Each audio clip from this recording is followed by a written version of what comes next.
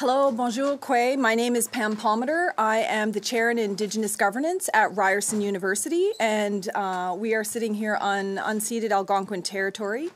Today our press conference is going to be in English and French, and questions will be afterwards. We're going to be focusing strictly on the elimination of sex discrimination in the Indian Act, and we're calling on the federal government to do that before the election. The first person that'll be speaking is Cher McIvor. She is a lawyer and a First Nations women rights activist. I've been doing this work for a long time, although I was born extremely disadvantaged, being born an Aboriginal female. I started the work to challenge the discrimination in the Indian Act, and over many years, 35 years to be exact, every court decision was positive. The Indian Act is discriminatory, and it continues to be discriminatory, and every decision has said to Canada, take the discrimination out of the Indian Act.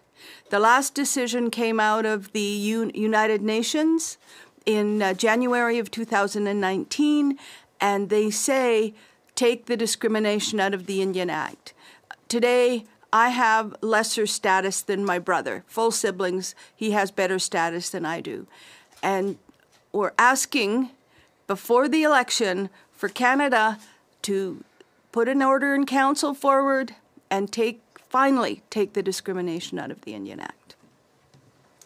Thank you, Sharon. Our next speaker is Francyne Joe. She is the president of the Native Women's Association of Canada. White, bonjour, and good morning. I am Francyne Joe, a Shakan First Nations member and president of the Native Women's Association of Canada, and I'm honored to be standing here today alongside these strong warrior women. We have been fighting for decades for the rights of Indigenous women, and we have been fighting to eliminate sex-based discrimination from the Indian Act for far too long. And enough is enough. Decades later, we are still being ignored. We are still fighting to remove sex-based discrimination in the very laws that govern this country. It is appalling that in 2019, Indigenous women and their descendants, their children, are still fighting for the equal rights as Indigenous men. The Indian Act continues to enable centuries of genocidal, discriminatory, and assimilative policies against Indigenous peoples. Existing Indian Act registration provisions are based on assimilation and elimination and allow sex-based discrimination against Indigenous women and their descendants to this day. This is cultural genocide. And the government must act now. Canada must remove all sex-based discrimination from the Indian Act. Canada must remove the Indian Act altogether. And Canada must implement UNDRIP. These should not be monumental, historical, or judicial rulings. These are the simple acts of reconciliation and equality, and there's still more work to be done. The government must provide adequate and sustainable funding and resources for community capacity building and self-governance. This work has to be community-led, and it cannot be a blanket approach. Indigenous women must play a central role in self-government and self-determination. We are leaders, we are matriarchs, and we will not stand for being left behind any longer. We will not stand for the Government of Canada to ignore us any longer, and we will not stand for any discrimination any longer. We have and we will continue to bring the ongoing discrimination by the Canadian government against Indigenous women to the international level. On January 11th of this year, the United Nations Human Rights Committee directed Canada to remove all sex-based discrimination, and we are still waiting. The world is watching. The International Alliance of Women Warriors is rising and coming together in support. It is time for Canada to take action and uphold our inherent rights as Indigenous women. We won't take no for an answer. Thank you. Our next speaker is the president of the Ontario Native Women's Association, Lavell Harvard, and she's also the director of the First Peoples House of Learning at Trent University. Thank you, Pam. We know that calls for Indigenous women to receive equal treatment and status under the Indian Act have been made not only by women's groups, but also by international human rights tribunals, by courts, by royal commissions for decades. And still, Canada will not eliminate discrimination against Indigenous women, even though the UN Human Rights Committee has ruled. Indigenous women need full recognition of our rights to register under the Indian Act on equal footing with Indigenous men. We know there's going to be challenges. We know that 6-1A all the way is a crucial first step, but that it's not all that's necessary. We know the challenges the Government of Canada will face as they must provide sufficient funding to First Nations to accommodate the return of our community members, potentially up to 300,000 Indigenous women and children who are currently being denied their most basic human rights, the right to return, to belong in their communities because they've been displaced by the communities, they've been displaced by the discriminatory legislation. The changes need to be made now before we have another century of inequality, because it's this inequality that's leading to the marginalization, the exclusion, poverty, trauma, even death. We've heard with the crisis of our missing and murdered Indigenous women in this country, and we know that this is contributing and making our sisters more vulnerable.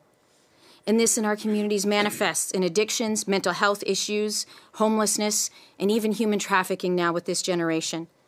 But we know that it is our inherent right to belong in our nations. But the Government of Canada has developed a process of consultation on the issue of Indian status under the Act. Not only is this issue not something that requires such so-called consultation, discriminating against women on the basis of sex is illegal. It is a human rights violation. And governments cannot consult communities on acceptable levels of discrimination, on acceptable levels of violation of human rights. This tactic is a stalling process, and it's just continuing the further violation of Indigenous women. And by continuing this, Indigenous women are being put in vulnerable situations. The Government of Canada is sending a message that it's okay to commit violence against Indigenous women, to continue to commit this violence. So it needs to stop. Legislation has been taking our people away for generations, and it's time to bring them back. The failure to implement the Senate's amendments to Bill S3 sends a very clear message. And only when this is changed will we be able to say that we're proud to live in a country that stands up for basic human rights. Thank you, Dawn. Je vous présente Vivienne Michel. Elle est la présidente de Femmes autochtones du Québec.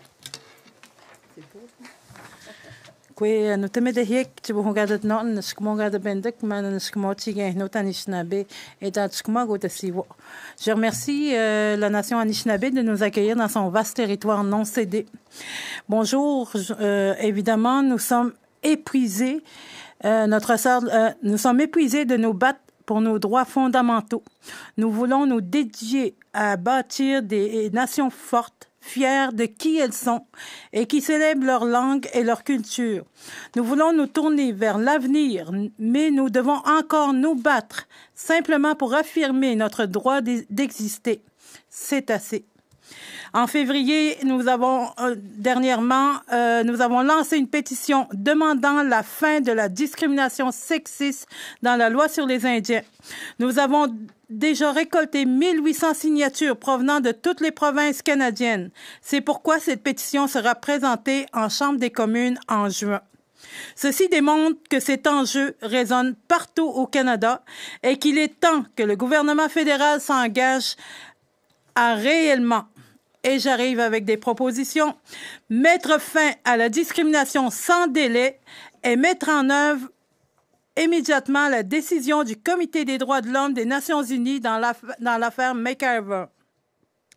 À travailler dès maintenant à abolir le régime sexiste et raciste de la loi sur les Indiens pour permettre à nos nations de jouir pleinement de notre droit à l'autodétermination.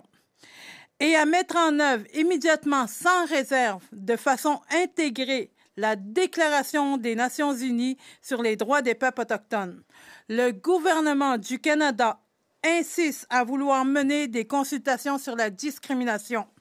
Pour Femmes autochtones du Québec et toutes les femmes autochtones partout au Canada qui attendent depuis des décennies que leur droit à l'égalité et à la dignité soient respectés, l'heure de la consultation est passée depuis longtemps. Nos droits humains ne devraient pas être négociables. Il est plus que temps de passer à l'action. Le gouvernement doit arrêter de nous discriminer. Il est inacceptable de nous demander quel niveau de discrimination nous sommes prêtes à accepter. La réponse est simple, 0. Jusqu'à maintenant, merci. Merci beaucoup. I have the honor to introduce Senator Lillian Dick. She is an Indigenous woman senator who has been long advocating and supporting Indigenous women on many of our issues, including this one. Thank you. It's a real pleasure to be here today with all the women behind me, the leaders who've advocated for so many decades for equality for Indian women. What I just want to do is just very briefly tell you about the Senate. The Senate on Bill S3 was the body that really pushed the government to the wall and said you must amend it because it has not eliminated all the discrimination against Indian women in the registry. And in the end, they capitulated. After the ruling by the UN in January the 11th, it was very clear that what we were pushing for was right. And so then I moved in the Senate on February 28th a motion urging Canada to fully implement Bill S3 to remove all sex-based discrimination by June the 21st. This motion was actually endorsed by the whole committee on the Standing Senate Committee on Aboriginal Peoples, and when it was presented to the Senate passed it unanimously. So I'm very proud of the Senate and the work that we have done there to support this initiative. It's just unbelievable that in this day and age that women do not have the same rights as men with regard to passing on their Indian status. And this is an opportunity now for Prime Minister Trudeau and his cabinet to live up to their commitment of reconciliation and justice by complying with the Senate motion and doing as these ladies are asking. Thank you. Thank you, Senator. Queen Deluisi Pam Palmater. Canada is an outlaw. It is an outlaw with regards to failing to uphold the basic human rights of equality for Indian men and women. Indian women have been treated with inequality since the Indian Act was created and even before. Canada, in continuing sex discrimination under the Indian Act, is violating Section 15, equality rights under the Charter that other Canadian women have enjoyed since 1982. It is violating our basic Aboriginal and treaty rights under Section 35 of the Constitution because Section 35(4) guarantees equality between male and female Indigenous peoples. It's violating Section 3 of the Canadian Human Rights Act, which prohibits discrimination on the basis of race and sex. Even the United Nations Declaration on the Rights of Indigenous Peoples has numerous provisions, Article 44, which specifically says that all of our rights are guaranteed equally between male and female Indigenous peoples. So what is the problem? Canada has lost every single court case on this issue. They've lost at the United Nations under the previous Senator Sandra Lovelace, who already won her case. The United Nations has already told Canada, get rid of sex discrimination in the Indian Act, and it failed to do so, which has required Cher McIvor to go all the way to the United Nations again. And just in case Canada would say, well, we don't have to abide by international law, actually Canada ratified those laws and actually agreed to the jurisdiction of the United Nations Human Rights Committee to hear this case and make a decision, and now it is legally responsible to implement the remedy. And what is the remedy? It's to eliminate sex discrimination in the Indian Act. The fact that we're all here fighting for this makes absolutely no sense when we have a government that says there's no relationship more important than the one with Indigenous peoples, unless they meant only Indigenous men. And here's the thing. By Canada continuing to act as an outlaw, the result is murdered and missing Indigenous women and girls. It's our kids being trapped in foster care. It's the over-incarceration of our women. It's homelessness. It's a huge gender pay gap. And that's what happens when we continue to treat Indigenous women with equality. So it is incumbent on Canada to stop acting like a criminal and enact the provisions in S3 for gender equality. Thank you. Oh. And my last speaker here is Jeanette Corbiere Lavell. She is our elder stateswoman. She's the former president of the Native Women's Association of Canada, and she has been a long champion of equality rights for Indigenous women. Jeanette, you're here. Ani, bonjour. Ki wadna nang Indigenous we kwam kong unceded territory in Donjaba. we have an opportunity at this time to really take a good hard look at what is taking place in Canada. I would just like to share with you that in 2 days' time, April 11th, it will be 49 years since I've lost the right to belong to my community, because that's the day I was married, April 11, 1970, when my official status belonging to my community was removed from me. So here I am, 49 years later, still struggling with that right to belong. This is my home. These are my people, my language, my culture. And I only hope and pray that after all the reasons you've heard from my sisters and friends in government, that we should be able to implement and take out that discrimination within this legislation. It is only right and just that that should be. And hopefully, in the not-too-distant future, and I hope it's soon, that I would be able to get my full status back as a member of my community. And right now it is 6-1A, because right now I have a secondary membership to my people, to my community. Edben Dogsajek, that is what our people say, those who belong. The Bendagos, I belong. And I only pray that, along with Mary Tuax early, who prayed that she would be buried with her people, I would also like to believe I would have that it's a right, to be buried with your own people. I would like to believe that will happen in the near future. So, miigwech. Okay, we can take some questions now. Crown Indigenous Relations, of course, is doing consultations. It's supposed to come out with a report in June. Why not wait for that, or do you just not have faith in that report? Well, since 1982, it's been the law in Canada that men and women are equal, and we don't believe that prolonged and numerous years of consultation should be a prerequisite to Native men and women being equal under the Indian Act. Keep in mind, the Indian Act is federal law, and the federal government doesn't have the option to be outside of gender equality laws. And so what could they possibly consult on? Is it okay to keep discriminating? Is it okay to just discriminate against some of our women, not all of our women? They don't have the power in law to ask people, is it okay to break the law?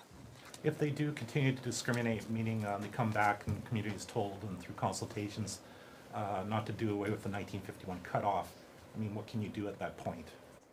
We'll continue to do what we have been doing, because even First Nations don't have any Native laws that allow gender discrimination, nor are any of the international laws that Native people cite, like the United Nations Declaration on the Rights of Indigenous People, allow gender discrimination. And the core aspect of sovereignty requires that you have people to exist in your nation, and so long as Indigenous women and children are excluded, that creates extinction dates. And so that defeats even the concept of sovereignty. So we will keep fighting legally and politically. Just very quickly, as I said, I've been at this for a long time, and I can tell you that no one has the right to agree that I cannot be treated equally. No one. You can't go ask anybody's permission. And so it doesn't matter what the communities say, and they should not be consulting for Indigenous women to have equality and asking somebody like the Aboriginal communities to give them consent to continue to discriminate against me. It's illegal and it shouldn't be done, and we've told them over and over and over again, do your fiduciary duty. Follow the charter. Make sure that all of the discrimination comes out of all of the laws of Canada.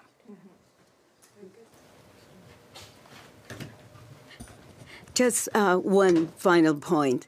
The UN has ruled that Canada has to remove all discrimination within our legislation. So what's the problem? It's there.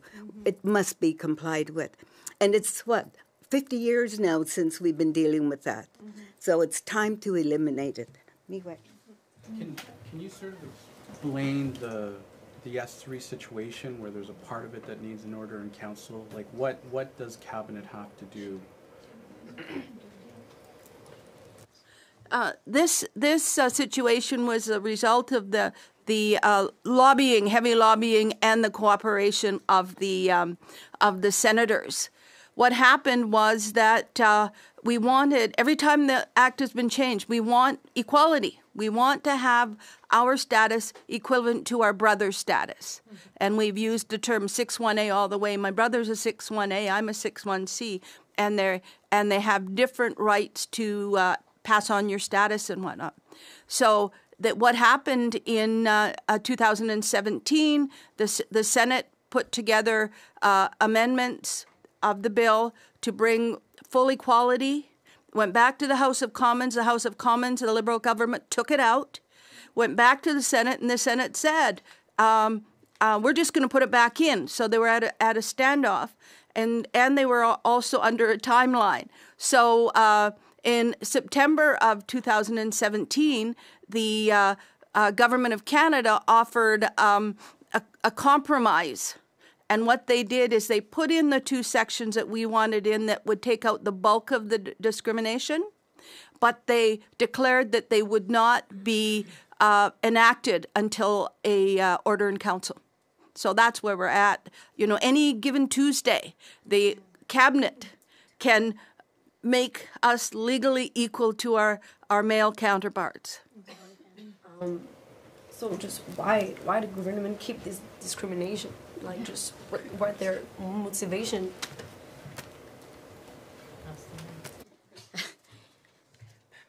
We can't 100% speak to what the motivation is, but it's been pretty clear based on the consultation conversations, based on the creation of division in our communities, when government goes around saying it could be anywhere from 80,000 to 2 million women and children who would be reinstated. This could have huge impact on First Nations communities in terms of, and communities are being very clear, in terms of the impact for housing, for healthcare, all of those things that are going to have to be provided. This is what was supposed to be consulted on. They were supposed to be consulting on the impact. They were supposed to be consulting on how to implement the change to ensure that the women and children who will be returning to their communities will be provided for, will be accommodated for. Unfortunately, we have seen online with the government's consultation that they are actually asking if it would be good to eliminate discrimination against Indigenous women or not. You can't consult on that. They should be having conversations about how they're going to handle when that discrimination is removed because it's illegal. And so one can only think that this is simply a question of dollars, that it's too expensive in the mind of the government to reinstate. It's too expensive to stand up for human rights. Because when they say that there's potentially 300,000 Indigenous women and children who would be reinstated and that it's going to be too expensive, that also means that there's 300,000 Indigenous women and children who are currently being denied their basic human rights right now. And that's far too many. One is too many. But 300,000 is a huge group, especially when we know that's making our women and children vulnerable. Speaking of that huge group, 300,000, don't we risk having more communities do what, say, Ganawagi did? Sure, you can be a status Indian and a member as a status Indian to that First Nation, but their own membership excludes you. So no matter what you do, you can't actually go back to your community, even though you are a member. That is a potential impact, but we need to deal with these things one step at a time. And the primary step is when they separated membership from status, they created this situation, and those women and children deserve their status. Conversations about membership, that will happen secondary. But this is the thing that we're seeing, the division and it's a false division that's being created in communities, because we have gone to communities and we have seen where that sign is on the door because those elders have passed away and they don't have any status children or grandchildren to pass their home, their family farm onto because of this status legislation. So the challenge is, we can talk about sovereignty, we can talk about land claims, we can talk about treaty rights, but it means nothing if we don't have any status Indians left in our communities to exercise those rights. And that's what's at the heart of this debate right now, because there are communities that within decades won't have any status Indian members left. And so they will have nobody left to exercise those rights, and those communities will disappear if we don't deal with this right away. I think Vivienne wanted to respond to the question as well. J'aimerais apporter ici quand même un exemple assez concret où est-ce qu'on va vous montrer que la discrimination faite aux femmes autochtones est vraiment flagrante. Dans la loi sur les Indiens, on nous impose la déclaration de la paternité. S'il n'y a pas de déclaration de la paternité ou de reconnaissance de paternité, l'enfant embarque automatiquement dans les catégorisations de 6-1, 6-2 qu'on est en train de battre depuis quand même 50 ans qu'on se bat contre cette loi-là. Et en même temps, on reconnaît que cet enfant-là est né d'un père québécois. Une Québécoise qui met au monde un enfant sans reconnaissance de paternité, cela a aucun impact. L'enfant est reconnu québécois-canadien. Pourquoi est-ce que nous, on doit avoir cette forme de réglementation? C'est encore les formes de discrimination, c'est encore les stratégies politiques voulant viser les femmes sur l'assimilation de notre existence. And I just want to follow up, respond to yours. First Nations have a whole series of rights. Many of them are inherent and they're based on their core sovereignty. But there are no First Nation laws in the country that have ever traditionally allowed gender discrimination. So they wouldn't be able to justify that as a Section 35 right. Specifically with regards to Kahnawake, they lost their court case on discrimination, and that's because Indigenous women all over the country have the minimum rights of gender equality, both in Native law and in Canadian law. So there's no way for First Nations to want to do that, even if they did, but they don't. And here's the thing that's changed. When we were advocating for Bill S3 to address gender equality, it was almost completely unanimous, all of the witnesses that testified, all of the First Nation leaders, First Nation regional organizations that supported getting rid of gender discrimination under the Indian Act. So Canada is hoping that one or two exceptional communities will be their excuse not to act, but in fact, we have the support of the majority of First Nations in Canada. And for those who are working on things like membership codes or citizenship codes, they're moving away from all of these discriminatory practices because they know they would be liable for the consequences if they purposely choose codes that gender discriminate. Right now, it's Canada's liability. So going forward, I don't think you'll find many First Nations who would want to assume that kind of liability. This is a question for Senator Lillian Dick. Bill C-262 has been stuck in second reading for the past 9 meetings. Do you know when we can... Sorry. Bill C-262 has been stuck in second reading for the past 9 meetings. We're only going to discuss the topic here. Thanks. Okay. Thank you. No more questions? What do you make of Minister Bennett, since the Senate Ethics Officer said, Senator Bayek has to remove those racist letters? We're staying really focused on Bill S3 and bringing those provisions into force. It is related. So I'm just kind of get your sense on. So you've been calling for this, to move on the UN's recommendations since. Well, obviously before January, but since the most recent decision. So how do you reconcile a government asking for one thing from the Senate while at the same time not moving on, this unanimous backing of Senator Dick's motion to move forward on these decisions by June?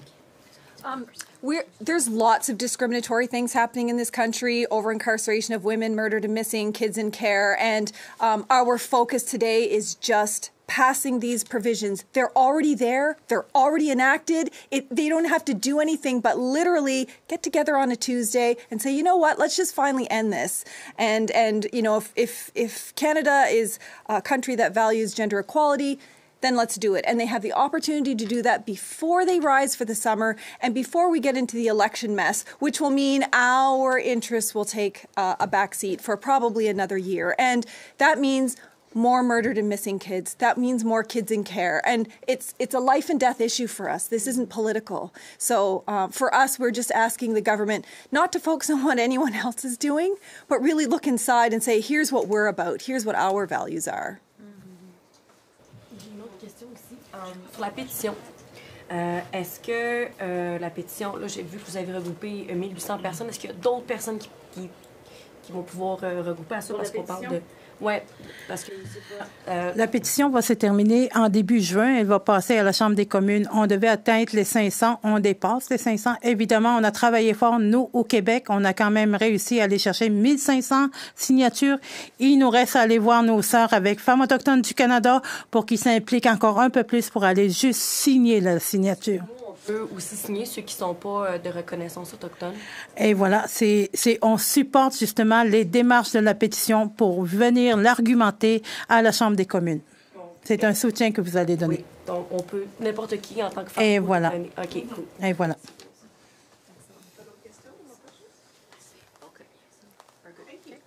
Thank you very much for coming. Thank you so much. Okay, are we going to get pictures? Yeah.